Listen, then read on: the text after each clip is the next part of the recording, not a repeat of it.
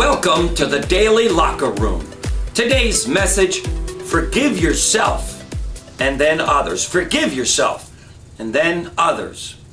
Forgiveness is at the center of your greatest life and your most perfect health. Experts all agree that the lack of forgiveness is what often brings even more ill health to people.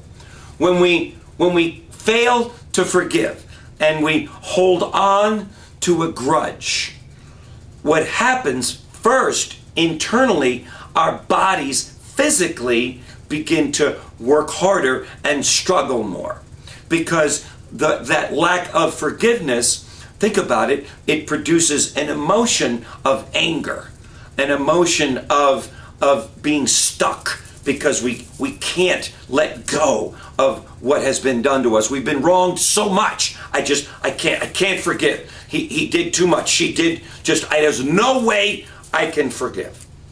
And if we're that stuck in that area, all the more reason we should be digging even further to find a way to forgive first ourselves for whatever we did and our part in that situation, and then the other person or the other situation. I recently found myself in a situation with someone with whom I was very close to for many years.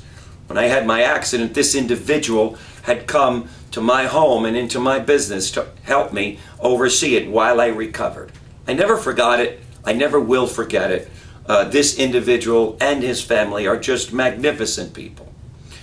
And as life would have it, things would move on in life and we would lose contact with each other. This individual would move on. I would get word, though, that this individual was struggling with cancer. And I would reach out, but I was unsuccessful on that one or two attempts that I made. So I chose not to pursue it. I thought this individual didn't want to have anything to do with me. And so many years later, after this individual had recovered, I had discovered that this person was very upset with me, and I understood why. I really did. So the first person I had to forgive was myself, because I should have went further to find out more and to be there for this individual. And I wasn't. And so for a while I held that on and I held that in. And I have since forgiven myself for it. And the lesson for me is I'll never let that happen again. When someone I know and I care about is hurting, no matter what, even if they don't return my call, I'm going to do my part to let them know that I'm thinking about them and praying for them. And secondly, once I was able to forgive myself, now I would attempt to try to get this individual to forgive me as well. And that's up to that individual, and I don't hold any thoughts or attitudes that they should or they shouldn't. But I know that for me, I had to forgive myself for this one. And so I'm hoping that this individual one day will forgive me as well. And you know who you are out there watching this locker room.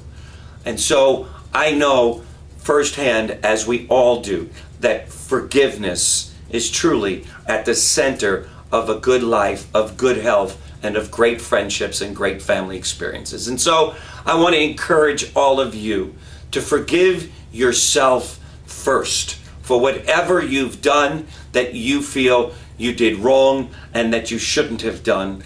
Go to the individual with whom this forgiveness needs to be done and ask them to forgive you. And while it may appear for those who are very strong and very strong-willed and minded that this may appear to be not as strong, it's actually, you can't get stronger than to be an individual who forgives. Think about it.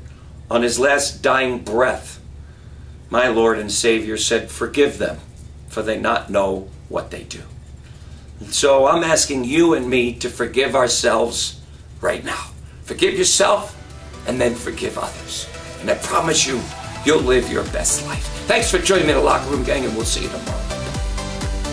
If you know someone you feel has a special story to tell or life to share, please email Eric directly and he will reach out to you and or this individual, even if you think this person is you. And by the way, if you've enjoyed and feel the Daily Locker Room has served as an inspiration in your life, why not share it with a friend by sending them the daily message?